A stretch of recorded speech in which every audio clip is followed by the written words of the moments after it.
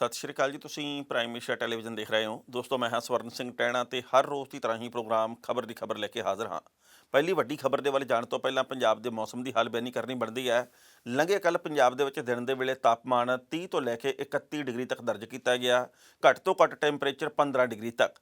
ਮੌਸਮ ਵਿਭਾਗ ਨੇ ਇਹ ਗੱਲ ਕਹੀ ਹੈ ਕਿ ਅੱਜ ਤੋਂ ਲੈ ਕੇ ਯਾਨੀ ਕਿ 16 ਤਰੀਕ ਤੋਂ ਲੈ ਕੇ ਤੇ 19 ਤਰੀਕ ਤੱਕ ਪੰਜਾਬ ਦੇ ਕੁਝ ਹਿੱਸਿਆਂ ਦੇ ਵਿੱਚ ਬੱਦਲਵਾਈ ਰਹਿਣ ਦੀ ਸੰਭਾਵਨਾ ਤੇ 18 ਤੇ 19 ਤਰੀਕ ਨੂੰ ਪੰਜਾਬ ਦੇ ਕੁਝ ਹਿੱਸਿਆਂ ਦੇ ਵਿੱਚ ਬੂੰਦਾਬਾਂਦੀ ਹੋ ਸਕਦੀ ਹੈ। ਯਾਨੀ ਕਿ ਹਲਕਾ ਜਿਹਾ ਮੀਂਹ ਪੈ ਸਕਦਾ, ਕਣੀਆਂ ਕਈ ਥਾਵਾਂ ਦੇ ਉੱਤੇ ਪੈਣ ਦੀ ਸੰਭਾਵਨਾ। ਪਰ ਪੰਜਾਬ ਦੇ ਵਿੱਚ ਗਰਮੀ ਇਸ ਵਕਤ ਵੱਟ ਕੱਢਣੇ ਸ਼ੁਰੂ ਕਰ ਚੁੱਕੀ ਹੈ। ਦਿੱਲੀ ਦੇ ਵਿੱਚ ਵੀ ਇਵੇਂ ਗਰਮੀ ਨੇ ਵੱਟ ਕੱਢੇ ਤੇ ਹਰਿਆਣੇ ਦੇ ਵਿੱਚ ਵੀ ਹਾਲਾਤ ਇਹੋ ਜਿਹੇ ਆ। ਪਰ ਇੱਕ ਹੋਰ ਬੜੀ ਮਹੱਤਵਪੂਰਨ ਜਾਣਕਾਰੀ ਇਹ ਆ ਮੌਸਮ ਤੋਂ ਅੱਗੇ ਦੀ ਕਿ ਟਿਕਰੀ ਤੇ ਸਿੰਘੂ ਬਾਰਡਰ ਦੇ ਉੱਤੇ ਕਈ ਕਿਸਾਨਾਂ ਨੇ ਪੱਕੇ ਘਰ ਬਣਾਉਣੇ ਸ਼ੁਰੂ ਕਰ ਦਿੱਤੇ ਸੀ। ਪਰ ਸਿੰਘੂ ਬਾਰਡਰ ਦੇ ਉੱਤੇ ਜਾ ਕੇ ਤੇ ਜਿਸ ਤਰੀਕੇ ਦੇ ਨਾਲ ਪ੍ਰਸ਼ਾਸਨਿਕ ਅਧਿਕਾਰੀਆਂ ਦੇ ਵੱਲੋਂ ਕਿਸਾਨਾਂ ਨੂੰ ਰੋਕਿਆ ਗਿਆ, ਜਿਵੇਂ ਉਹਨਾਂ ਨੂੰ ਇਹ ਗੱਲ ਕਹੀ ਗਈ ਹੈ ਕਿ ਤੁਸੀਂ ਇੱਥੋਂ ਦੀ ਜ਼ਮੀਨ ਦੇ ਮਾਲਕ ਨਹੀਂ ਆ, ਇਸ ਕਰਕੇ ਤੁਸੀਂ ਨੈਸ਼ਨਲ ਹਾਈਵੇ ਦੀ ਜਿਹੜੀ ਲੈਂਡ ਆ, ਜਿਹੜੀ ਜ਼ਮੀਨ ਆ, ਇਹਦੇ ਉੱਤੇ ਤੁਸੀਂ ਕਬਜ਼ਾ ਨਹੀਂ ਕਰ ਸਕਦੇ, ਤੁਸੀਂ ਹਾਈਵੇ ਦੇ ਉੱਤੇ ਆਪਣੇ ਪੱਕੇ ਮਕਾਨ ਨਹੀਂ ਬਣਾ ਸਕਦੇ। ਇਹਦੇ ਉੱਤੇ ਸੰਯੁਕਤ ਕਿਸਾਨ ਮੋਰਚੇ ਦੇ ਵੱਲੋਂ ਇਹ ਗੱਲ ਕਹੀ ਗਈ ਹੈ, ਕਿਸਾਨਾਂ ਨੂੰ ਬੇਨਤੀ ਕੀਤੀ ਗਈ ਹੈ ਕਿ ਤੁਸੀਂ ਇੱਥੇ ਪੱਕੇ ਮਕਾਨ ਨਾ ਬਣਾਓ। ਉਹਨਾਂ ਨੇ ਇਹ ਗੱਲ ਕਹੀ ਹੈ ਜੀ ਕਿ ਜੇਕਰ ਅਸੀਂ ਪੱਕੇ ਮਕਾਨ ਬਣਾਉਂਦੇ ਗਏ ਤਾਂ ਇੱਥੇ ਮੀਡੀਆ ਦੇ ਵਿੱਚ ਵੀ ਤੇ ਸਰਕਾਰ ਦੇ ਵੱਲੋਂ ਵੀ ਗੱਲ ਇਹ ਉਭਾਰੀ ਜਾਊਗੀ ਕਿ ਕਿਸਾਨ ਤਾਂ ਇੱਥੇ ਕਬਜ਼ਾ ਕਰਨ ਆ ਗਏ ਆ, ਕਿਸਾਨ ਤਾਂ ਇੱਥੇ ਆਪਦੇ ਪੱਕੇ ਮਕਾਨ ਬਣਾਉਣ ਲੱਗ ਪਏ ਆ, ਇਹ ਕਿਸਾਨ ਤਾਂ ਹੋਰ ਮਕਸਦ ਦੇ ਨਾਲ ਆਏ ਆ। ਸੋ ਗਲਤ ਪ੍ਰਚਾਰ ਨਾ ਕਰੇ ਮੀਡੀਆ ਵੀ ਤੇ ਸਰਕਾਰ ਵੀ, ਇਸ ਕਰਕੇ ਅੰਦੋਲਨ ਨੂੰ ਕੋਈ ਹੋਰ ਪੁੱਠਾ ਮੋੜ ਨਾ ਇਹ ਦੇ ਦੇਣ। ਇਸ ਕਰਕੇ ਆਪਾਂ ਨੂੰ ਪੱਕੇ ਮਕਾਨ ਨਹੀਂ ਬਣਾਉਣੇ ਚਾਹੀਦੇ, ਇਹ ਸੰਯੁਕਤ ਕਿਸਾਨ ਮੋਰਚੇ ਦੇ ਆਗੂਆਂ ਨੇ ਗੱਲ ਕਹੀ ਆ। ਉਸ ਤੋਂ ਅਗਲੀ ਗੱਲ ਇਹ ਆ ਵੀ ਕੁਝ ਕਿਸਾਨਾਂ ਦੇ ਉੱਤੇ ਪ੍ਰਸ਼ਾਸਨ ਦੇ ਵੱਲੋਂ ਪਰਚੇ ਵੀ ਦਰਜ ਕੀਤੇ ਗਏ ਆ, ਜਿਨ੍ਹਾਂ ਦੇ ਵੱਲੋਂ ਇਹ ਮਕਾਨ ਬਣਾਉਣ ਦਾ ਸਿਲਸਿਲਾ ਸ਼ੁਰੂ ਕਰ ਦਿੱਤਾ ਗਿਆ ਸੀ। ਕਿਉਂਕਿ ਪਿਛਲੇ ਦਿਨੀ ਅਸੀਂ ਖਬਰਾਂ ਸਾਂਝੀਆਂ ਕੀਤੀਆਂ ਸੀ ਕਿ ਪੰਜਾਬ ਦੇ ਵਿੱਚੋਂ ਟਰਾਲੀਆਂ ਭਰ ਕੇ ਇੱਟਾਂ ਦੀਆਂ ਉੱਥੇ ਜਾਣੀਆਂ ਸ਼ੁਰੂ ਹੋ ਗਈਆਂ। ਉੱਥੇ ਸਰੀਆ, ਬੱਜਰੀ, ਰੇਤ, ਸੀਮੈਂਟ ਪੰਜਾਬ ਦੇ ਵਿੱਚੋਂ ਜਾ ਰਿਹਾ। ਉੱਥੇ ਮਿਸਤਰੀ ਵੀ ਪੰਜਾਬ ਦੇ ਵਿੱਚੋਂ ਗਏ ਆ। ਸੋ ਕਿਉਂਕਿ ਉੱਥੇ ਟੈਂਟ ਦੇ ਵਿੱਚ ਹੁਣ ਦਿਨੇ ਗੁਜ਼ਾਰਾ ਕਰਨਾ ਬੜਾ ਔਖਾ। ਜਦੋਂ 30, 32, 33 ਡਿਗਰੀ ਤੱਕ ਟੈਂਪਰੇਚਰ ਹੋ ਜੇ ਤੇ ਹਾਲੇ ਗਰਮੀ ਦੀ ਸ਼ੁਰੂਆਤ ਆ ਤੇ ਮਈ ਜੂਨ ਦੇ ਵਿੱਚ ਕੀ ਹੋਊਗਾ ਜੇਕਰ ਲੰਮਾ ਅੰਦੋਲਨ ਚੱਲਿਆ। ਸੋ ਇਸ ਕਰਕੇ ਮਕਾਨ ਬਣਾਉਣ ਦਾ ਸਿਲਸਿਲਾ ਸ਼ੁਰੂ ਕੀਤਾ ਗਿਆ ਸੀ, ਪਰ ਉੱਥੇ ਆ ਕੇ ਰਾਹ ਦੇ ਵਿੱਚ ਰੋਕ ਦਿੱਤਾ ਗਿਆ। ਪਰਚੇ ਦਰਜ ਕੀਤੇ ਗਏ ਆ। ਇਹਦੇ ਉੱਤੇ ਹੁਣ ਸੋਸ਼ਲ ਮੀਡੀਆ ਤੇ ਕਈ ਤਰ੍ਹਾਂ ਦੇ ਵਿਚਾਰ ਵਟਾਂਦਰੇ ਚੱਲ ਰਹੇ ਆ।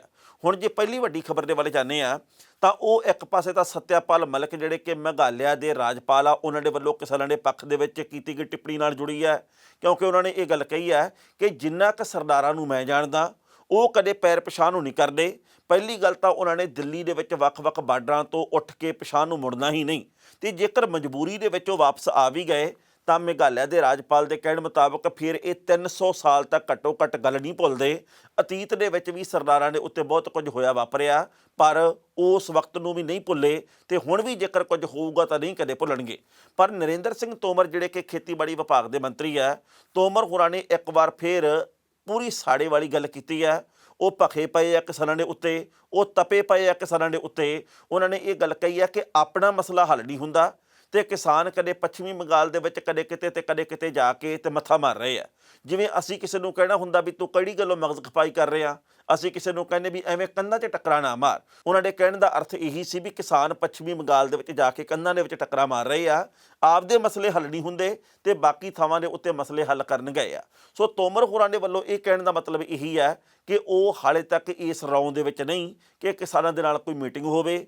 ਬੀਜੇਪੀ ਇਸ ਰੌਂ ਦੇ ਵਿੱਚ ਨਹੀਂ ਕਿ ਕਿਸਾਨੀ ਮਸਲਾ ਹੱਲ ਕੀਤਾ ਜਾਵੇ। ਉਹ ਆਪਣੀ ਥਾਂ ਦੇ ਉੱਤੇ ਪਹਿਲਾਂ ਵਾਲੀਆਂ ਗੱਲਾਂ ਹੀ ਫੇਰ ਕਰ ਰਹੇ, ਜਿਵੇਂ ਕੈਸਟ ਪੈ ਜਾਂਦੀ ਹੈ, ਉਹ ਵਾਰ-ਵਾਰ ਉਹੀ ਗੱਲ, ਵਾਰ-ਵਾਰ ਉਹੀ ਗੱਲ। ਤੋਮਰ ਸਾਹਿਬ ਕਹਿ ਰਹੇ ਵੀ ਖੇਤੀ ਕਾਨੂੰਨ ਬਹੁਤ ਵਧੀਆ, ਆਮਦਨ ਦੁੱਗਣੀ ਹੋ ਜਾਣੀ ਆ, ਇਹ ਬਿਠਾਏ ਹੋਏ ਕਿਸਾਨ ਗੁੰਮਰਾਹ ਕੀਤੇ ਗਏ ਹਨ, ਅਸੀਂ ਤਾਂ ਆਮਦਨ ਵਧਾਉਣ ਦੇ ਲਈ ਹੀ ਇਹ ਸਾਰਾ ਕੁਝ ਕੀਤਾ ਤੇ ਸਾਡੀ ਸਰਕਾਰ ਤਾਂ ਇਉਂ ਹੀ ਕਰਦੀ ਹੁੰਦੀ ਆ।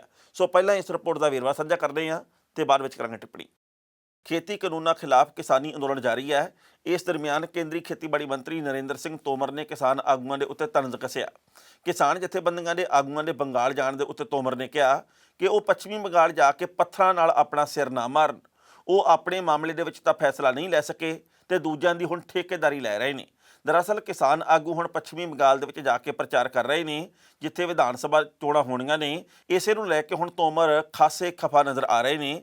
ਤੋਮਰ ਨੇ ਮੱਧ ਪ੍ਰਦੇਸ਼ ਦੇ ਮੁਰੈਨਾ ਖੇਤਰ ਦੇ ਵਿੱਚ ਪੱਤਰਕਾਰਾਂ ਨਾਲ ਗੱਲਬਾਤ ਕਰਦਿਆਂ ਕਿਸਾਨ ਆਗੂਆਂ ਦੇ ਬਾਰੇ ਇਹ ਸਭ ਕੁਝ ਕਿਹਾ। ਉਹਨਾਂ ਨੇ ਕਿਹਾ ਕਿ ਕਿਸਾਨ ਹਨ ਤਾਂ ਕਿਸਾਨ ਦੀ ਗੱਲ ਦੇ ਉੱਤੇ ਚਰਚਾ ਕਰਨ, ਸਰਕਾਰ ਤਿਆਰ ਹੈ। ਗੱਲਬਾਤ ਨਾਲ ਸਾਰਿਆਂ ਦਾ ਫਾਇਦਾ ਹੋਵੇਗਾ। ਪੱਥਰ ਦੇ ਉੱਤੇ ਸਿਰ ਮਾਰਨ ਦਾ ਕੋਈ ਲਾਭ ਨਹੀਂ ਹੈ। ਖੇਤੀਬਾੜੀ ਮੰਤਰੀ ਨੇ ਮਮਤਾ ਬੈਨਰਜੀ ਨੂੰ ਵੀ ਨਿਸ਼ਾਨੇ ਦੇ ਉੱਤੇ ਲਿਆ। ਤੋਮਰ ਨੇ ਕਿਹਾ ਕਿ ਪੱਛਮੀ ਬੰਗਾਲ ਦੇ ਵਿੱਚ ਹੁਣ ਮਮਤਾ ਬੈਨਰਜੀ ਦੀ ਵਿਦਾਈ ਦਾ ਸਮਾਂ ਆ ਗਿਆ। ਜ਼ਿਕਰਯੋਗ ਹੈ ਕਿ ਕਿਸਾਨ ਅੰਦੋਲਨ ਦਾ ਮੁੱਖ ਚਿਹਰਾ ਬਣ ਚੁੱਕੇ ਭਾਰਤੀ ਕਿਸਾਨ ਯੂਨੀਅਨ ਦੇ ਆਗੂ ਰਾਕੇਸ਼ ਟਿਕੈਤ ਵੀ ਮੱਧ ਪ੍ਰਦੇਸ਼ ਦੇ ਵਿੱਚ ਮੌਜੂਦ ਨੇ। ਟਿਕੈਤ ਲਗਾਤਾਰ ਮਹਾਪੰਚਾਇਤਾਂ ਕਰ ਰਹੇ ਨੇ। ਟਿਕੈਤ ਨੇ ਕਿਹਾ ਸੀ ਕਿ ਪੱਛਮੀ ਬੰਗਾਲ ਦੇ ਵਿੱਚ ਸਰਕਾਰ ਕਿਸਾਨਾਂ ਦੇ ਕੋਲੋਂ ਚੌਲ ਦੀ ਮੰਗ ਕਰ ਰਹੀ ਹੈ ਤੇ ਕਿਸਾਨ ਸਰਕਾਰ ਦੇ ਕੋਲੋਂ MSP ਦੀ ਮੰਗ ਕਰ ਰਹੇ ਨੇ। ਦਰਅਸਲ ਚੋਣਾਂ ਵਾਲੇ ਸੂਬਿਆਂ ਦੇ ਵਿੱਚ ਕਿਸਾਨ ਮਹਾਪੰਚਾਇਤਾਂ ਕਰਨ ਕਰਕੇ ਭਾਜਪਾ ਖਾਸੀ ਖਫਾ ਨਜ਼ਰ ਆ ਰਹੀ ਹੈ। ਇਸ ਖਬਰ ਦੇ ਉੱਤੇ ਟਿੱਪਣੀ ਕਰਦੇ ਦੋਸਤੋ ਪਹਿਲੀ ਗੱਲ ਤਾਂ ਅਸੀਂ ਕਹਾਂਗੇ ਕਿ ਜਿਸ ਤਰੀਕੇ ਦੇ ਨਾਲ ਤੋਮਰ ਸਾਹਿਬ ਗੁੱਸੇ ਹੋਏ ਆ, ਉਹਨਾਂ ਦਾ ਗੁੱਸਾ ਵਾਜਬ ਨਹੀਂ ਆ, ਕਿਉਂਕਿ ਕਿਸਾਨ ਤਾਂ ਵਾਰ-ਵਾਰ ਇੱਕੋ ਬੇਨਤੀ ਕਰ ਰਹੇ ਵੀ ਦੱਸੋ ਹੁਣ ਆਪਾਂ ਅਗਲੀ ਮੀਟਿੰਗ ਕਦੋਂ ਕਰਨੀ ਆ। ਜੇ ਤਾਂ ਕੇਂਦਰ ਦੇ ਮੰਤਰੀ ਇਹ ਗੱਲ ਕਹਿਣ ਕਿ ਮੀਟਿੰਗ ਕਰੀਏ ਆਪਾਂ, ਆਜੋ ਮਿਲ ਬੈਠ ਕੇ ਮਸਲਾ ਹੱਲ ਕਰੀਏ, ਤੇ ਕਿਸਾਨ ਨਾ ਜਾਣ, ਫਿਰ ਤਾਂ ਕਿਸਾਨਾਂ ਦੀ ਗਲਤੀ ਹੈ। ਪਰ ਜੇਕਰ ਕਿਸਾਨ ਵਾਰ-ਵਾਰ ਬੇਨਤੀਆਂ ਖੁਦ ਕਰ ਰਹੇ ਵੀ ਸਾਨੂੰ ਟਾਈਮ ਦਿਓ, ਸਾਨੂੰ ਸਮਾਂ ਤੇ ਸਥਾਨ ਦੱਸੋ, ਅਸੀਂ ਉਸ ਸਥਾਨ ਦੇ ਉੱਤੇ ਆਈਏ, ਆਪਾਂ ਮੀਟਿੰਗ ਕਰੀਏ, ਅਗਲੀ ਗੱਲਬਾਤ ਕਰੀਏ, ਤੇ ਅੱਗੋਂ ਕੇਂਦਰ ਦੀ ਸਰਕਾਰ ਇਸ ਗੱਲ ਦੇ ਵੱਲ ਗੌਰ ਫਰਮਾਈ ਨਹੀਂ ਕਰਦੀ, ਤਾਂ ਫਿਰ ਗਲਤੀ ਤੋਮਰ ਸਾਹਿਬ ਦੀ ਹੈ, ਗਲਤੀ ਪ੍ਰਧਾਨ ਮੰਤਰੀ ਸਾਹਿਬ ਦੀ ਹੈ, ਗਲਤੀ ਪੀਯੂਸ਼ ਗੋਇਲ ਹੋਰਾਂ ਦੀ ਹੈ, ਗਲਤੀ ਉਹਨਾਂ ਸਾਰੇ ਕੇਂਦਰੀ ਮੰਤਰੀਆਂ ਦੀ ਹੈ ਜਿਹੜੇ ਕਿ ਹੁਣ ਤੱਕ ਇਸ ਮਾਮਲੇ ਦੇ ਵਿੱਚ ਮੀਟਿੰਗਾਂ ਕਰਦੇ ਰਹੇ ਆ, ਤੇ ਹੁਣ ਉਹਨਾਂ ਨੂੰ ਉੱਪਰੋਂ ਆਰਡਰ ਨਹੀਂ ਹੋ ਰਿਹਾ ਕਿ ਅਗਲੀ ਮੀਟਿੰਗ ਕਦੋਂ ਕਰਨੀ ਆ।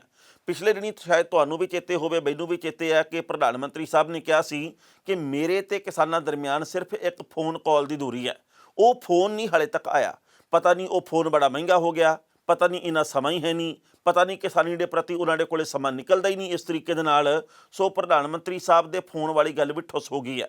ਸੋ ਕਿਸਾਨ ਤਾਂ ਅੱਕੇ ਹੋਏ ਪੱਛਮੀ ਬੰਗਾਲ ਦੇ ਵਿੱਚ ਗਏ ਆ। ਕਿਸਾਨਾਂ ਦੇ ਪੱਛਮੀ ਬੰਗਾਲ ਜਾਣ ਦੇ ਉੱਤੇ ਗੁੱਸੇ ਨਹੀਂ ਹੋਣਾ ਚਾਹੀਦਾ, ਸਗੋਂ ਉਹਨਾਂ ਦੀ ਇਸ ਗੱਲ ਨੂੰ ਸਮਝਣ ਦੀ ਕੋਸ਼ਿਸ਼ ਕਰਨੀ ਚਾਹੀਦੀ ਹੈ। ਕੋਈ ਬੰਦਾ ਨਹੀਂ ਚਾਹੁੰਦਾ ਕਿ ਮੈਂ ਆਪਣੇ ਘਰ ਨੂੰ ਛੱਡ ਕੇ ਦਿੱਲੀ ਦੇ ਬਾਰਡਰਾਂ 'ਤੇ ਬੈਠਾਂ, ਤੇ ਦਿੱਲੀ ਦੇ ਬਾਰਡਰਾਂ ਤੋਂ ਉੱਠ ਕੇ ਪੱਛਮੀ ਬੰਗਾਲ ਦੇ ਵਿੱਚ, ਕਦੇ ਅਸਾਮ ਦੇ ਵਿੱਚ, ਕਦੇ ਕਰਨਾਟਕ ਦੇ ਵਿੱਚ, ਕਦੇ ਕਿਤੇ ਉਹਨਾਂ ਦੇ ਵੱਲੋਂ ਮਹਾਪੰਚਾਇਤਾਂ ਕੀਤੀਆਂ ਜਾਣ, ਉਹਨਾਂ ਦੇ ਵੱਲੋਂ ਰੈਲੀਆਂ ਕੀਤੀਆਂ ਜਾਣ। ਪਰ BJP ਨੂੰ ਇਸ ਗੱਲ ਦਾ ਫਰਕ ਬਹੁਤ ਪੈ ਰਿਹਾ। BJP ਦੇ ਅੰਦਰ ਬਹੁਤ ਵੱਡੀ ਖਲਬਲੀ ਮੱਚੀ ਹੋਈ ਹੈ ਵੀ ਇਹ ਨਾ ਹੋਵੇ ਪੱਛਮੀ ਬੰਗਾਲ ਦੇ ਨਾਲ ਨਾਲ ਬਾਕੀ ਕਈ ਸੂਬੇ ਜਿੱਥੇ ਚੋਣਾਂ ਹੋਣ ਜਾ ਰਹੀਆਂ ਉਹਨਾਂ ਦੇ ਵਿੱਚ ਆਪਣਾ ਧੋਬੀ ਪਟਕਾ ਲੱਗ ਜੇ। ਇਸੇ ਕਰਕੇ ਤੋਮਰ ਸਾਹਿਬ ਖਾਸੇ ਖਿਲਾਫ ਨਜ਼ਰ ਆ ਰਹੇ ਆ, ਕਿਉਂਕਿ ਜੇਕਰ ਉਹਨਾਂ ਨੂੰ ਡਰ ਨਾ ਹੋਵੇ ਤਾਂ ਫਿਰ ਉਹ ਇਹ ਗੱਲ ਨਾ ਕਹਿਣ ਬੜੇ ਕੁਰੱਖਤ ਅੰਦਾਜ਼ ਦੇ ਵਿੱਚ ਕਿ ਤਾਂ ਉੱਥੇ ਮੱਥਾ ਮਾਰਦੇ ਫਿਰਦੇ ਮਸਲਾ ਆਪਦਾ ਹੱਲ ਨਹੀਂ ਹੁੰਦਾ। ਜੇਕਰ ਉਹਨਾਂ ਨੂੰ ਡਰ ਆ ਕਿਸੇ ਗੱਲ ਦਾ, ਉਹ ਇਸੇ ਕਰਕੇ ਇੰਨੇ ਕੌੜੇ ਸ਼ਬਦਾਂ ਦੀ ਵਰਤੋਂ ਕਰ ਰਹੇ ਆ, ਤੇ ਉਹਨਾਂ ਦੇ ਕੌੜੇ ਸ਼ਬਦ ਇਹ ਦੱਸਣ ਦੇ ਲਈ ਕਾਫੀ ਹੈ ਕਿ ਕੇਂਦਰ ਦੀ ਸਰਕਾਰ ਅੰਦਰੋਂ ਤਾਂ ਕੰਬੀ ਹੋਈ ਹੈ, ਪਰ ਇਸ ਵਕਤ ਮਸਲਾ ਨੱਕ ਦਾ ਬਣਿਆ, ਜਾਂ ਕਹਿ ਦਈਏ ਧੌਣ ਦੇ ਵਿੱਚ ਕੀਲਾ ਫਸਿਆ ਉਹਦਾ ਬਣਿਆ ਪਿਆ ਵੀ ਇਹ ਨਾ ਹੋਵੇ ਕਿ ਜੇਕਰ ਅਸੀਂ ਕਿਸਾਨੀ ਦੀ ਮੰਗ ਮੰਨ ਲੈਂਦੇ ਹਾਂ ਤੇ ਫਿਰ ਸਾਡਾ ਬਹੁਤ ਵੱਡੇ ਪੱਧਰ ਦੇ ਉੱਤੇ ਪ੍ਰਭਾਵ ਗਲਤ ਚਲਾ ਜਾਵੇ। ਪਰ ਕਿਸਾਨਾਂ ਨੇ ਇਹ ਗੱਲ ਕਹੀ ਹੈ ਵੱਖ-ਵੱਖ ਥਾਵਾਂ ਤੇ ਜਾ ਕੇ ਪੱਛਮੀ ਬੰਗਾਲ ਦੇ ਵਿੱਚ ਕਿ ਜਿਹਨੂੰ ਮਰਜ਼ੀ ਵੋਟ ਪਾਓ, ਤੁਸੀਂ ਕਿਸੇ ਨੂੰ ਵੀ ਵੋਟ ਪਾਉਣ ਦਾ ਅਧਿਕਾਰ ਰੱਖਦੇ ਆ, ਪਰ ਉਹਨੂੰ ਵੋਟ ਪਾਓ ਜਿਹੜਾ ਕਿ BJP ਦੇ ਉਮੀਦਵਾਰ ਨੂੰ ਹਰਾਉਣ ਦੀ ਸਮਰੱਥਾ ਰੱਖਦਾ ਹੋਵੇ। ਸੋ BJP ਨੂੰ ਇਸ ਵਕਤ ਬਹੁਤ ਵੱਡੀ ਚੁਣੌਤੀ ਹੈ। ਪੱਛਮੀ ਬੰਗਾਲ ਦੇ ਵਿੱਚ ਮਮਤਾ ਬੈਨਰਜੀ ਦੇ ਵੱਲੋਂ ਵੀ ਨਿੱਠ ਕੇ ਪ੍ਰਚਾਰ ਕੀਤਾ ਜਾ ਰਿਹਾ। ਉਹ ਵੀਲ ਚੇਅਰ ਦੇ ਉੱਤੇ ਜਾ ਕੇ ਵੱਖ-ਵੱਖ ਥਾਵਾਂ ਦੇ ਉੱਤੇ ਪ੍ਰਚਾਰ ਕਰ ਰਹੇ ਆ, ਤੇ ਤ੍ਰਿਣਮੂਲ ਕਾਂਗਰਸ ਨੇ ਇੱਕ ਨਵਾਂ ਨਾਅਰਾ ਦਿੱਤਾ, ਇੱਕ ਨਵੀਂ ਜਿਹੜੀ ਸੋਚ ਦਿੱਤੀ ਹੈ। ਉਹਨਾਂ ਨੇ ਕਿਹਾ ਜੀ ਕਿ ਇੱਕ ਔਰਤ ਨੂੰ ਹਰਾਉਣ ਦੇ ਲਈ ਪੂਰੀ ਹਕੂਮਤ ਇਸ ਵਕਤ ਪੱਬਾਂ ਭਾਰ ਹੋਈ ਫਿਰਦੀ ਹੈ, ਤੇ ਨਾਲ ਹੀ ਉਹ ਇਹ ਗੱਲ ਕਹਿ ਰਹੇ ਆ ਕਿ ਮੇਰੇ ਉੱਤੇ ਜਿਹੜਾ ਹਮਲਾ ਕੀਤਾ ਗਿਆ, ਜਦੋਂ ਸ਼ੇਰ ਜ਼ਖਮੀ ਹੋ ਜਾਂਦਾ, ਸ਼ੇਰਨੀ ਜ਼ਖਮੀ ਹੋ ਜਾਂਦੀ ਹੈ, ਉਸ ਤੋਂ ਬਾਅਦ ਉਹ ਹੋਰ ਵੀ ਹਮਲਾਵਰ ਰੁਖ ਦੇ ਵਿੱਚ ਹੁੰਦਾ ਜਾਂ ਹੁੰਦੀ ਹੈ। ਉਸ ਤੋਂ ਅਗਲੀ ਗੱਲ ਇਹ ਹੈ ਵੀ ਲੰਘੇ ਕੱਲ ਅਮਿਤ ਸ਼ਾਹ ਹੋਰਾਂ ਦੇ ਵੱਲੋਂ ਵੀ ਵੱਖ-ਵੱਖ ਥਾਵਾਂ ਦੇ ਉੱਤੇ ਰੈਲੀਆਂ ਕੀਤੀਆਂ ਜਾਣੀਆਂ ਸੀ, ਪਰ ਉਹਨਾਂ ਦਾ ਅਚਾਨਕ ਹੈਲੀਕਾਪਟਰ ਹੈ ਜਿਹੜਾ ਉਹ ਟੈਕਨੀਕਲ ਕਾਰਨ ਦੇ ਕਰਕੇ ਖਰਾਬ ਹੋ ਗਿਆ। ਸੋ ਉਸ ਤੋਂ ਬਾਅਦ ਵਰਚੁਅਲ ਤਰੀਕੇ ਦੇ ਨਾਲ ਉਹਨਾਂ ਨੇ ਰੈਲੀ ਨੂੰ ਸੰਬੋਧਨ ਕੀਤਾ। ਉਹਨਾਂ ਨੇ ਉੱਥੇ ਵੀ ਅਸਿੱਧੇ ਤਰੀਕੇ ਦੀ ਗੱਲ ਕੀਤੀ ਹੈ। ਉਹ ਕਹਿੰਦੇ ਵੀ ਅੱਜ ਮੇਰਾ ਹੈਲੀਕਾਪਟਰ ਖਰਾਬ ਹੋ ਗਿਆ, ਪਰ ਮੈਂ ਇਹ ਨਹੀਂ ਗੱਲ ਕਹੀ ਕਿ ਮੇਰੇ ਹੈਲੀਕਾਪਟਰ ਦੇ ਖਿਲਾਫ ਕੋਈ ਸਾਜ਼ਿਸ਼ ਰਚੀ ਗਈ ਹੈ, ਮੈਨੂੰ ਰੋਕਣ ਦੇ ਲਈ ਕੋਈ ਸਾਜ਼ਿਸ਼ ਰਚੀ ਗਈ ਹੈ। ਪਰ ਦੀਦੀ ਇਹ ਗੱਲ ਕਹਿੰਦੇ ਆ ਕਿ ਮੇਰੇ ਉੱਤੇ ਹਮਲਾ ਕੀਤਾ ਗਿਆ ਤੇ ਮੇਰੇ ਖਿਲਾਫ ਸਾਜ਼ਿਸ਼ ਰਚੀ ਗਈ ਹੈ। ਕਹਿਣ ਦਾ ਭਾਵ ਇਹ ਹੈ ਵੀ ਇੱਕ ਦੂਜੇ ਦੇ ਉੱਤੇ ਸ਼ਬਦ ਵਾਰ ਕਰਨ ਦਾ ਕੋਈ ਮੌਕਾ ਅਜਾਈ ਨਹੀਂ ਜਾਣ ਦਿੱਤਾ ਜਾ ਰਿਹਾ। ਸੋ ਪੱਛਮੀ ਬੰਗਾਲ ਦੇ ਵਿੱਚ ਹੁਣ ਤੱਕ ਤ੍ਰਿਣਮੂਲ ਕਾਂਗਰਸ ਦੇ ਬਹੁਤ ਸਾਰੇ ਵਿਧਾਇਕ ਤੇ ਮੈਂਬਰ ਪਾਰਲੀਮੈਂਟ ਪੱਟ ਕੇ BJP ਆਪਣੇ ਪਾਲੇ ਦੇ ਵਿੱਚ ਲੈ ਗਈ ਹੈ। ਪਰ ਹੁਣ ਜਦੋਂ ਇਹ ਖਬਰਾਂ ਆਈਆਂ ਕਿ BJP ਦੇ ਸੀਨੀਅਰ ਨੇਤਾ ਯਸ਼ਵੰਤ ਸਿਨਹਾ ਜਿਹੜੇ ਉਹ ਤ੍ਰਿਣਮੂਲ ਕਾਂਗਰਸ ਦੇ ਵਿੱਚ ਚਲੇ ਗਏ ਤੇ ਸੂਬੇ ਦੇ ਮੀਤ ਪ੍ਰਧਾਨ ਬਣਾ ਦਿੱਤੇ ਗਏ ਆ, ਉਹਦੇ ਨਾਲ ਵੀ BJP ਦੇ ਵਿੱਚ ਇੱਕ ਖਲਬਲੀ ਮੱਚੀ ਹੈ। ਆਪਾਂ ਜਾਣਦੇ ਹਾਂ ਕਿ ਕਿਸ ਤਰੀਕੇ ਦੇ ਨਾਲ ਯਸ਼ਵੰਤ ਸਿਨਹਾ ਜਿਹੜੇ ਉਹਨਾਂ ਦੇ ਵੱਲੋਂ ਸਮੇਂ-ਸਮੇਂ ਦੇ ਉੱਤੇ BJP ਦੇ ਉੱਤੇ ਤਿੱਖੇ ਸ਼ਬਦ ਵਾਰ ਕੀਤੇ ਗਏ ਆ। ਸੋ ਸਿਰ ਧੜ ਦੀ ਬਾਜ਼ੀ ਲੱਗੀ ਹੋਈ ਹੈ।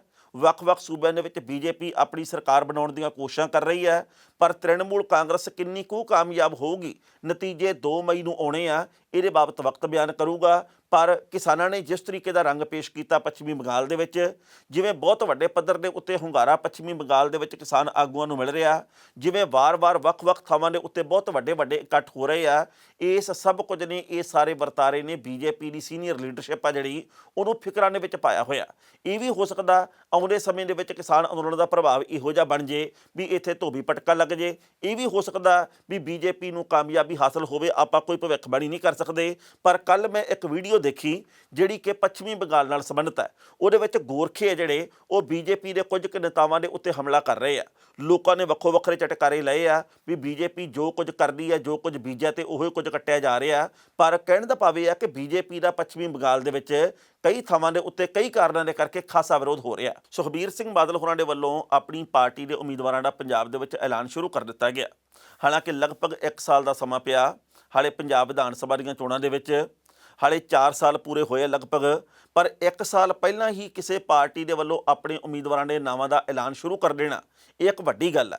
ਲੰਘੇ ਕੱਲ ਸੁਖਬੀਰ ਸਿੰਘ ਬਾਦਲ ਹੋਰਾਂ ਨੇ ਵਿਰਸਾ ਸਿੰਘ ਵਲਟੋਹਾ ਨੂੰ ਉਮੀਦਵਾਰ ਐਲਾਨਿਆ ਖੇਮਕਰਨ ਤੋਂ, ਤੇ ਉਸ ਤੋਂ 1 ਦਿਨ ਪਹਿਲਾਂ ਸੁਖਬੀਰ ਬਾਦਲ ਨੇ ਖੁਦ ਨੂੰ ਉਮੀਦਵਾਰ ਐਲਾਨਿਆ। ਉਹਨਾਂ ਨੇ ਇਹ ਗੱਲ ਕਹੀ ਸੀ 2 ਦਿਨ ਪਹਿਲਾਂ ਕਿ ਅਕਾਲੀ ਦਲ ਆਪਣਾ ਪਹਿਲਾ ਉਮੀਦਵਾਰ ਐਲਾਨ ਰਿਹਾ ਜਲਾਲਾਬਾਦ ਖੇਤਰ ਤੋਂ, ਤੇ ਉਹ ਮੈਂ ਹੋਊਂਗਾ। ਯਾਨੀ ਕਿ ਸੁਖਬੀਰ ਸਿੰਘ ਬਾਦਲ ਜਲਾਲਾਬਾਦ ਤੋਂ ਚੋਣ ਲੜਨਗੇ ਵਿਧਾਨ ਸਭਾ ਦੀ। ਸੋ ਉਹਨਾਂ ਨੇ 2 ਉਮੀਦਵਾਰ ਹੁਣ ਤੱਕ ਐਲਾਨ ਦਿੱਤੇ, ਇੱਕ ਖੁਦ ਤੇ ਇੱਕ ਵਿਰਸਾ ਸਿੰਘ ਵਲਟੋਹਾ ਨੂੰ। ਵਿਰਸਾ ਸਿੰਘ ਵਲਟੋਹਾ ਦੇ ਬਾਬਤ ਪਿਛਲੇ ਕਈ ਦਿਨਾਂ ਤੋਂ ਕਈ ਖਬਰਾਂ ਆਈਆਂ ਸੀ। ਖਬਰਾਂ ਵਿੱਚ ਇਹ ਆਈਆਂ ਸੀ ਕਿ ਜੋ ਆਦੇਸ਼ ਪ੍ਰਤਾਪ ਸਿੰਘ ਕੈਰੋਂ ਨੇ ਬਾਦਲ ਪਰਿਵਾਰ ਦੇ ਰਿਸ਼ਤੇਦਾਰ, ਉਹਨਾਂ ਦੇ ਵੱਲੋਂ ਖੇਮਕਰਨ ਦੇ ਕੁਝ ਕੁ ਪਿੰਡਾਂ ਦੇ ਵਿੱਚ ਜਾ ਕੇ ਤੇ ਮੀਟਿੰਗਾਂ ਦਾ ਸਿਲਸਿਲਾ ਸ਼ੁਰੂ ਕਰ ਦਿੱਤਾ ਗਿਆ ਸੀ। ਤੇ ਉਹਨਾਂ ਨੇ ਇਹ ਵੀ ਗੱਲ ਕਹੀ ਸੀ ਕਿ ਮੇਰੇ ਟੱਬਰ ਦਾ ਕੋਈ ਇੱਕ ਜੀ ਇਸ ਖੇਤਰ ਤੋਂ ਚੋਣ ਲੜੂਗਾ। ਉਦੋਂ ਵਿਰਸਾ ਸਿੰਘ ਵਲਟੋਹਾ ਹੋਰਾਂ ਨੇ ਕਾਫੀ ਟਿੱਪਣੀਆਂ ਕੀਤੀਆਂ ਸੀ। ਪਰ ਹੁਣ ਜਦੋਂ ਐਲਾਨ ਦਿੱਤਾ ਗਿਆ ਵਿਰਸਾ ਸਿੰਘ ਵਲਟੋਹਾ ਨੂੰ ਹੀ ਉਮੀਦਵਾਰ, ਤਾਂ ਆਦੇਸ਼ ਪ੍ਰਤਾਪ ਸਿੰਘ ਕੈਰੋਂ ਹੋਰਾਂ ਨੂੰ ਪਰਿਵਾਰ ਦੇ ਜੀਆਂ ਕਰਕੇ ਕਿਵੇਂ ਪਤਿਆਇਆ ਗਿਆ ਹੋਊਗਾ, ਕਿਵੇਂ ਮਨਾਇਆ ਗਿਆ ਹੋਊਗਾ, ਇਹਦੇ ਬਾਬਤ ਕੁਝ ਕਹਿ ਨਹੀਂ ਸਕਦੇ। ਪਰ ਹੁਣ ਰਾਹ ਇੱਥੇ ਸਾਫ਼ ਹੋ ਗਿਆ, ਵਲਟੋਹਾ ਹੋਰਾਂ ਦੇ ਕੋਲ ਟਿਕਟ ਆ ਗਈ ਹੈ ਕਹਿਣ ਦਾ ਭਾਵ। ਪਰ ਆਉਂਦੇ ਸਮੇਂ ਦੇ ਵਿੱਚ ਕੀ ਬਣੂਗਾ, ਕਿਉਂਕਿ 1 ਸਾਲ ਹਾਲੇ ਪਿਆ, ਬਹੁਤ ਸਾਰੀਆਂ ਰਾਜਨੀਤਿਕ ਸਰਗਰਮੀਆਂ ਵਧਣੀਆਂ। ਕਈ ਲੋਕ ਜਿਹੜੇ ਸਾਨੂੰ ਅੱਜ ਅੱਗੇ ਜਾਂਦੇ ਪ੍ਰਤੀਤ ਹੁੰਦੇ, ਇਹਨਾਂ ਨੇ ਪਿੱਛੇ ਨੂੰ ਹੋ ਜਾਣਾ। ਕਈ ਜਿਹੜੇ ਬਹੁਤ ਫਾਡੀ ਨਜ਼ਰ ਆਉਂਦੇ, ਇਹਨਾਂ ਨੇ ਅੱਗੇ ਹੋ ਜਾਣਾ। ਕਿਉਂਕਿ ਰਾਜਨੀਤੀ ਦੇ ਵਿੱਚ ਆਖਰੀ 15 ਦਿਨਾਂ ਦੇ ਵਿੱਚ, 10 ਦਿਨਾਂ ਦੇ ਵਿੱਚ, 1 ਹਫ਼ਤੇ ਦੇ ਵਿੱਚ ਬਹੁਤ ਕੁਝ ਹੁੰਦਾ। ਪੰਜਾਬ ਦੇ ਵਿੱਚ ਤਾਂ ਖਾਸ ਕਰਕੇ ਹੁੰਦਾ। ਪਹਿਲਾਂ ਇਸ ਰਿਪੋਰਟ ਦਾ ਵੇਰਵਾ ਸਾਂਝਾ ਕਰਦੇ ਹਾਂ ਕਿ ਸੁਖਬੀਰ ਸਿੰਘ ਬਾਦਲ ਹੋਰਾਂ ਦੇ ਵੱਲੋਂ ਕੀ ਗੱਲਾਂ ਕਹੀਆਂ ਗਈਆਂ ਤੇ ਕਿਹੜੇ ਐਲਾਨ ਕੀਤੇ ਗਏ ਆ ਕਿ ਜੇਕਰ 2022 ਦੇ ਵਿੱਚ ਸਾਡੀ ਸਰਕਾਰ ਬਣ ਜਾਂਦੀ ਹੈ ਤਾਂ ਅਸੀਂ ਕੀ ਕੁਝ ਕਰਕੇ ਪੰਜਾਬ ਦੇ ਲਈ ਦਿਖਾਵਾਂਗੇ। ਸ਼੍ਰੋਮਣੀ ਅਕਾਲੀ ਦਲ ਦੇ ਪ੍ਰਧਾਨ ਸੁਖਬੀਰ ਸਿੰਘ ਬਾਦਲ ਨੇ ਵਿਧਾਨ ਸਭਾ ਚੋਣਾਂ ਵਾਸਤੇ ਇੱਕ ਹੋਰ ਉਮੀਦਵਾਰ ਐਲਾਨ ਦਿੱਤਾ। ਉਹਨਾਂ ਨੇ ਖੇਮਕਰਨ ਹਲਕੇ ਤੋਂ ਵਿਰਸਾ ਸਿੰਘ ਵਲਟੋਹਾ ਨੂੰ ਉਮੀਦਵਾਰ ਐਲਾਨਿਆ। ਇਸ ਤੋਂ ਪਹਿਲਾਂ ਐਤਵਾਰ ਨੂੰ ਉਹਨਾਂ ਨੇ ਜਲਾਲਾਬਾਦ ਤੋਂ ਖੁਦ ਚੋਣ ਲੜਨ ਦਾ ਐਲਾਨ ਕੀਤਾ ਸੀ। ਸੁਖਬੀਰ ਬਾਦਲ ਨੇ ਕਿਹਾ ਕਿ ਅਕਾਲੀ ਦਲ ਪੰਜਾਬੀਆਂ ਦੀ ਪਾਰਟੀ ਹੈ। ਜਦੋਂ ਕਾਂਗਰਸ, ਭਾਜਪਾ ਤੇ ਆਮ ਆਦਮੀ ਪਾਰਟੀ ਨੂੰ ਦਿੱਲੀ ਤੋਂ ਹੁਕਮ ਆਉਂਦੇ ਨੇ, ਉਸ ਵਕਤ ਪੰਜਾਬ ਦੀ ਪਾਰਟੀ ਪੰਜਾਬ ਪੱਖੀ ਆਪੇ ਫੈਸਲੇ ਲੈਂਦੀ ਹੈ। ਉਹਨਾਂ ਕਿਹਾ ਕਿ ਵਿਰਸਾ ਸਿੰਘ ਵਲਟੋਹਾ ਤੇ ਪੂਰੀ ਟੀਮ ਨੂੰ ਵਧਾਈ ਜਿਨ੍ਹਾਂ ਨੇ ਇੰਨਾ ਵੱਡਾ ਇਕੱਠ ਕੀਤਾ। ਮੈਂ ਜਲਾਲਾਬਾਦ ਦੇ ਵਿੱਚ ਕੈਪਟਨ ਖਿਲਾਫ ਜੰਗ ਸ਼ੁਰੂ ਕੀਤੀ ਸੀ, ਵਲਟੋਹਾ ਨੇ ਜਲਾਲਾਬਾਦ ਤੋਂ ਵੱਡਾ ਇਕੱਠ ਕਰ ਦਿੱਤਾ ਹੈ। ਇਸ ਮੌਕੇ ਸ਼੍ਰੋਮਣੀ ਅਕਾਲੀ ਦਲ ਦੇ ਸੀਨੀਅਰ ਨੇਤਾ ਬਿਕਰਮ ਸਿੰਘ ਮਜੀਠੀਆ ਨੇ ਕਿਹਾ, ਭਾਜਪਾ ਦੇ ਹੱਥ ਕਿਸਾਨਾਂ ਦੇ ਖੂਨ ਨਾਲ ਰੰਗੇ ਨੇ। ਭਾਜਪਾ ਨਾਲ ਕਦੇ ਵੀ ਅਕਾਲੀ ਦਲ ਦੀ ਸਾਂਝ ਨਹੀਂ ਹੋਵੇਗੀ। ਹੁਣ ਕਾਂਗਰਸ ਤੇ ਭਾਜਪਾ ਰਲ ਕੇ ਖੇਡਦੇ ਨੇ। ਉਹਨਾਂ ਨੇ ਇਲਜ਼ਾਮ ਲਾਇਆ ਕਿ ਖੇਮਕਰਨ ਹਲਕੇ ਦੇ ਵਿੱਚ ਇੰਦਰਾ ਗਾਂਧੀ ਵਾਲੀ ਐਮਰਜੈਂਸੀ ਲੱਗੀ ਹੋਈ ਹੈ। ਉਹਨਾਂ ਨੇ ਕਿਹਾ ਕਿ ਸਥਾਨਕ ਵਿਧਾਇਕ ਸੁਖਪਾਲ ਭੁੱਲਰ ਨੇ ਅਕਾਲੀ ਵਰਕਰਾਂ ਨੂੰ ਰੈਲੀ ਵਿੱਚ ਆਉਣ ਤੋਂ ਰੋਕਿਆ। ਕਾਂਗਰਸੀ ਵਿਧਾਇਕ ਪਰਚਿਆਂ ਦੀਆਂ ਧਮਕੀਆਂ ਦੇ ਰਿਹਾ। ਕੁਝ ਪੁਲਿਸ ਵਾਲੇ ਕਾਂਗਰਸੀਆਂ ਦੀ ਚਮਚਾਗਿਰੀ ਕਰ ਰਹੇ ਨੇ। ਉਹਨਾਂ ਨੇ ਕਿਹਾ ਕਿ ਵਲਟੋਹਾ ਹਲਕੇ ਦੇ ਵਰਕਰਾਂ ਨਾਲ ਡਟਿਆ ਰਿਹਾ। ਬੇਸ਼ੱਕ ਹਲਕੇ ਵਿੱਚ ਗੁੰਡਾਗਰਦੀ ਚੱਲਦੀ ਰਹੀ ਹੈ, ਪਰ ਉਹਨਾਂ ਨੇ ਕਿਹਾ ਕਿ ਹੁਣ ਪੰਜਾਬ ਦੇ ਲੋਕ ਕੈਪਟਨ ਤੋਂ ਉੱਤਰ ਮੰਗਣ ਲੱਗੇ ਨੇ। ਇਸ ਮੌਕੇ ਦੇ ਉੱਤੇ ਸੁਖਬੀਰ ਬਾਦਲ ਨੇ ਕਿਹਾ ਕਿ ਜਦੋਂ ਸਾਡੀ ਸਰਕਾਰ ਆ ਗਈ, 3 ਖੇਤੀ ਕਾਨੂੰਨ ਸਾਡੀ ਸਰਕਾਰ ਦੇ ਵਿੱਚ ਲਾਗੂ ਨਹੀਂ ਹੋਣਗੇ। ਅਕਾਲੀ ਸਰਕਾਰ ਬਣਨ ਦੇ ਉੱਤੇ ਕੈਪਟਨ ਸਰਕਾਰ ਦੇ ਸਾਰੇ ਐਕਟ ਰੱਦ ਕੀਤੇ ਜਾਣਗੇ। ਸਬਜ਼ੀਆਂ, ਫਲਾਂ ਤੇ ਦੁੱਧ ਦੇ ਉੱਤੇ ਪੰਜਾਬ ਸਰਕਾਰ ਆਪਣੇ ਖਰਚੇ ਦੇ ਉੱਤੇ MSP ਦੇਵੇਗੀ। ਅਕਾਲੀ ਸਰਕਾਰ ਡੇਅਰੀ ਫਾਰਮਿੰਗ ਵਾਸਤੇ ਲੋਨ ਦੇਵੇਗੀ। ਅਕਾਲੀ ਸਰਕਾਰ ਬਣਨ ਦੇ ਉੱਤੇ ਬਿਜਲੀ ਦੇ ਮੁੱਲ ਅੱਧੇ ਕੀਤੇ ਜਾਣਗੇ। ਅਕਾਲੀ ਸਰਕਾਰ SC ਤੇ BC ਬੱਚਿਆਂ ਨੂੰ ਕਾਲਜ ਤੱਕ ਪੜ੍ਹਾਈ ਮੁਫਤ ਕਰਵਾਵੇਗੀ। ਲੋੜਵੰਦ ਕਿਸਾਨਾਂ ਨੂੰ ਟਿਊਬਵੈੱਲ ਦੇ ਕਨੈਕਸ਼ਨ ਦਿੱਤੇ ਜਾਣਗੇ। ਆੜ੍ਹਤੀਆਂ ਦਾ ਕਮਿਸ਼ਨ ਜੇ ਬੰਦ ਹੋਵੇਗਾ ਤਾਂ ਪੰਜਾਬ ਦੀ ਅਕਾਲੀ ਸਰਕਾਰ ਦੇਵੇਗੀ ਤੇ ਝੂਠੇ ਪਰਚੇ ਕਰਨ ਵਾਲੇ ਪੁਲਿਸ ਅਧਿਕਾਰੀਆਂ ਨੂੰ ਡਿਸਮਿਸ ਕੀਤਾ ਜਾਵੇਗਾ।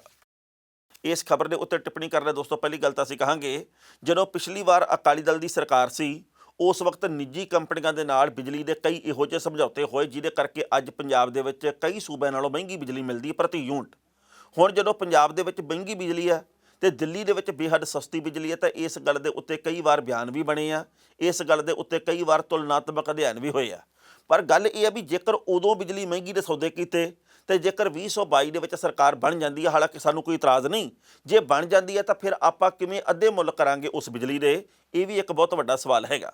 ਉਸ ਤੋਂ ਅਗਲੀ ਗੱਲ ਇਹ ਹੈ ਕਿ ਪੰਜਾਬ ਦੇ ਸਿਰ ਇਸ ਵਕਤ 2,73,000 ਕਰੋੜ ਰੁਪਏ ਤੋਂ ਵੱਧ ਦਾ ਕਰਜ਼ਾ ਮੰਨਿਆ ਜਾ ਰਿਹਾ, ਜਿਹੜਾ ਕਿ 2024-25 ਦੇ ਵਿੱਚ ਪੌਣੇ 4 ਲੱਖ ਕਰੋੜ ਰੁਪਈਆ ਹੋਣ ਦੀ ਸੰਭਾਵਨਾ ਇਹ ਕੈਗ ਦੀ ਰਿਪੋਰਟ ਦੇ ਮੁਤਾਬਕ ਹੈ।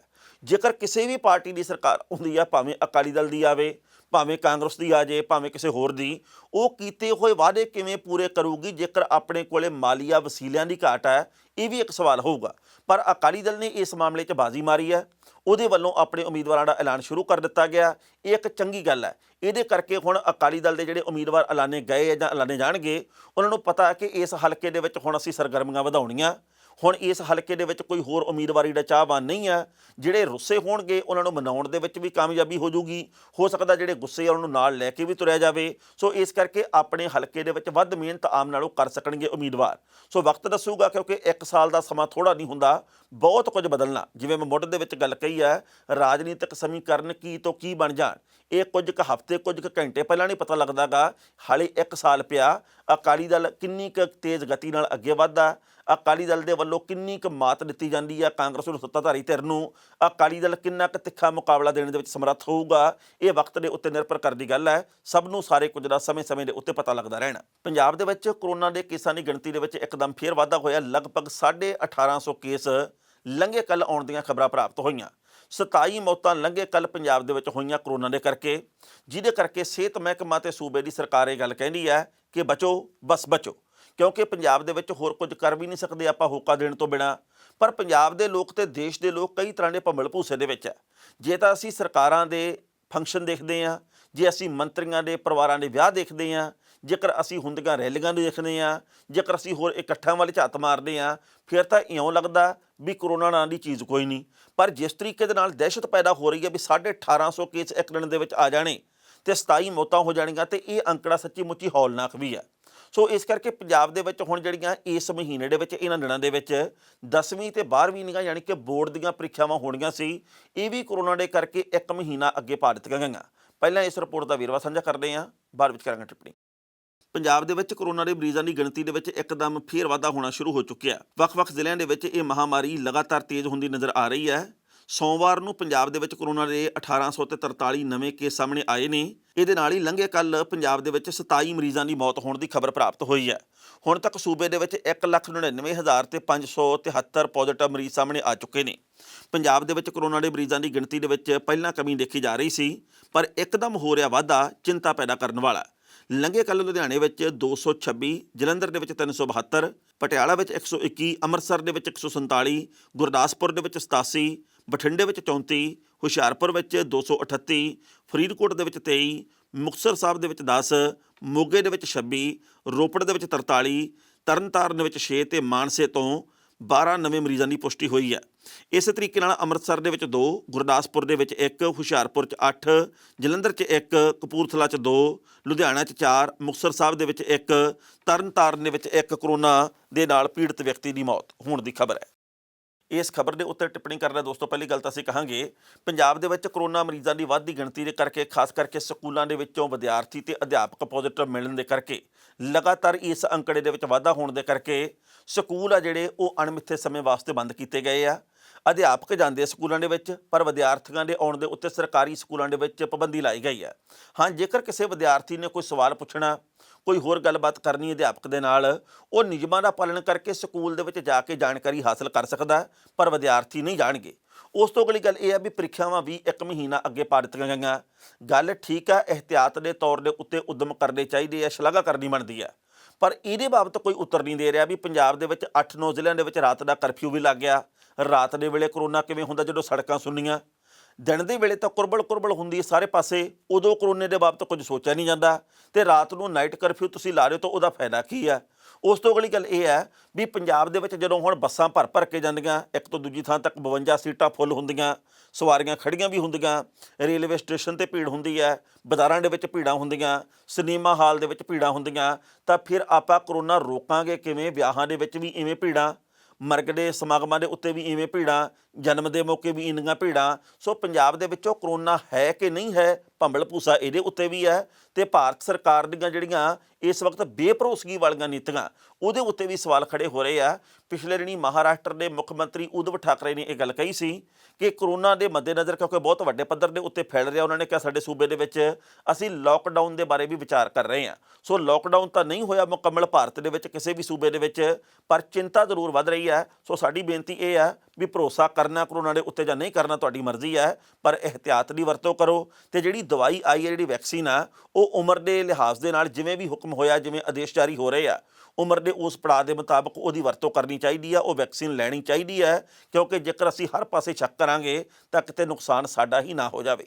ਖਬਰਾਂ ਦੋਸਤੋ ਕਈ ਹੋਰ ਵੀ ਸਨ, ਪਰ ਜੋ ਵਕਤ ਦੀ ਘਾਟ ਹੈ ਰੁਕਣ ਦਾ ਇਸ਼ਾਰਾ ਕਰ ਰਹੀ ਹੈ। ਕੱਲ੍ਹ ਨੂੰ ਇਸੇ ਵੇਲੇ ਖਬਰ ਦੀ ਖਬਰ ਲੈ ਕੇ ਫਿਰ ਹਾਜ਼ਰ ਹੋਵਾਂਗੇ। ਉਦੋਂ ਤੱਕ ਲਈ ਆਗਿਆ ਦਿਓ। ਬਹੁਤ ਬਹੁਤ ਮਿਹਰਬਾਨੀ।